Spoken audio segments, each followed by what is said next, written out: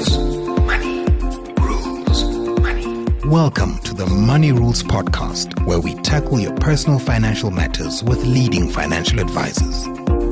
Your host, Boitumelo Ntsoko. Today we're continuing with the theme of love this month and discussing one of the most important choices you'll ever make, whether to get legally married or remain in a life partnership. There are significant financial and legal consequences tied to both options, and we're here to unpack them. Joining us today is Eric Jordan, an attorney and certified financial planner at Crew Invest. Welcome to the show, Eric. Thank you, Jeremy. And yes, it's always great to be back with you again. Eric, what are the key legal differences between a marriage and a life partnership? Yes, so it's quite important to understand these two different concepts and the legal implications thereof. So a marriage is something that has legal structure towards it, and you are either entering into a very specific arrangement and a formal arrangement as such.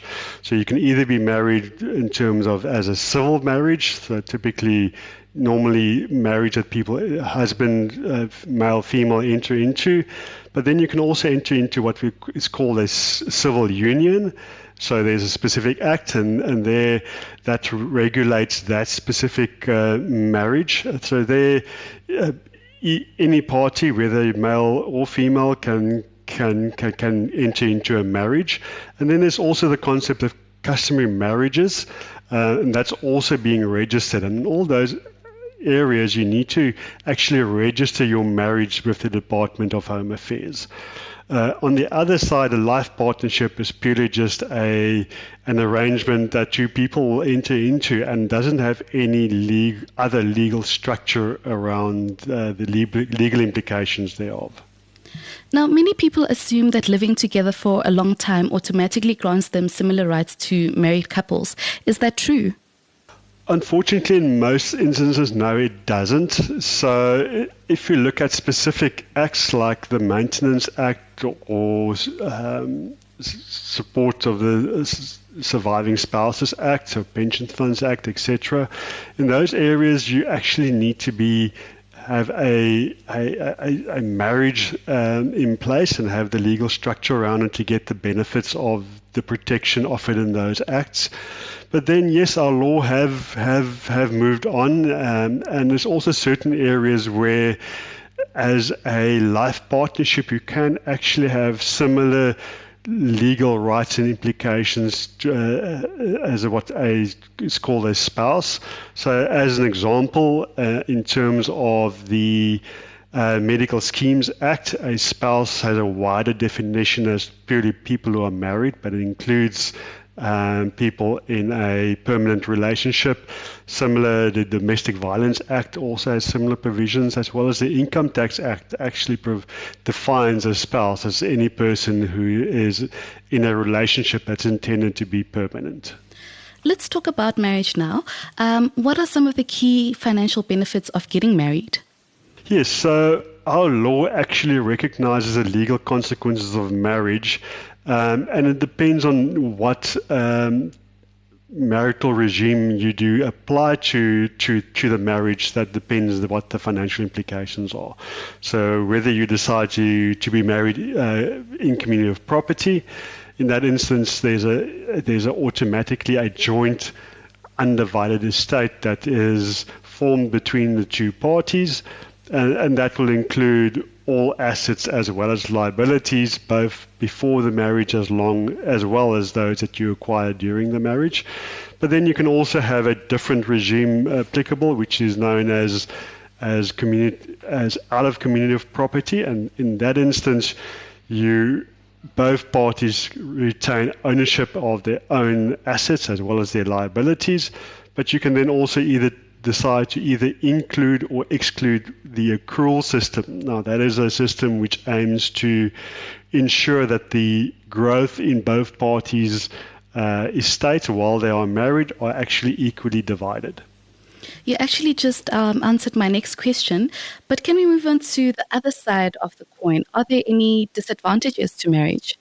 So in terms of disadvantages, and this is specifically relating to in community of property marriages. some of the perceived disadvantages there is that because you have a joint, undivided joint estate, your spouse's creditors, whether that creditor was there before the marriage, automatically becomes a creditor of the joint estate as well. So there's little protection in that regard.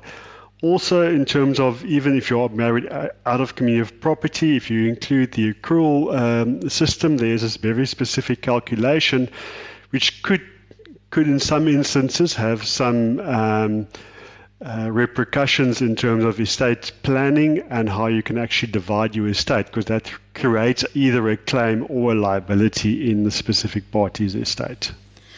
Shifting to life partnerships now, what are some of the financial advantages of choosing to remain unmarried? Yes, so if you decide not to get married, obviously what you do is that you are able to arrange your financial positions in the relationship with a lot more freedom, and you can really decide what those financial implications of the relationship will be. Where if you are married, that is very much depending on your marital regime, and you'll have automatic rights and responsibilities in terms of that marital regime. That sounds appealing, but I imagine there are some serious disadvantages too. Certainly. So if you are in a life partnership or a life relationship, there's very little legal protection that either of the parties have. So that is specifically important where there's quite a difference in terms of the financial standing or strength of either of the two parties. And that could leave the party with little financial backing in a very difficult position when that relationship actually terminates. Eric, whether someone chooses marriage or life partnership, what steps can they take to protect their financial interests? Actually, it's very important in either of those aspects that you look at both parties or spouses and ensure that they have financial independence. So that's purely not only from protecting that spouse, but it's also from a personal perspective where if a party feels like they do have the sufficient financial backing themselves, that they're not dependent on the other party. So it's very important that when you do financial planning for people in a relationship, that you address the aspect of financial dependency. And how is estate planning handled in both scenarios? Again, estate planning can have quite an impact depending on what your arrangements will be. As I said previously, the Income Tax Act does define the definition of a spouse a lot wider to include people living in a life partnership. So there you can make use of bequests towards a spouse example in terms of the Estate Duty Act. That is exempt from estate duty. Also on the Income Tax Act, if you do qualify as a spouse, there are certain beneficial provisions like rollover of capital gains tax if the surviving party inherits, or if you wish to make donations between spouses as well. Eric, before we wrap up, what final tips would you give to couples deciding between marriage and life partnership? Yes, so I think it really boils down to you needing to understand what the various differences between either being married or living in a life partnership will bring, understanding what the legal implications of that would be, and then specifically getting financial as well as legal input to decide which one of these options would be the best for your specific circumstances. All right, we're going to leave it at that. Eric, thank you so much for joining us and sharing your insights with us. Thank you, Jimmy. Always a pleasure. That was Eric Jordan, an attorney and certified financial planner at Crew Invest. Thanks for listening to this episode of the Money Rules Podcast. To listen to more, go to moneyweb.co.za or the Moneyweb app and follow Moneyweb News for daily updates. Moneyweb, your trusted source for business and investment insights.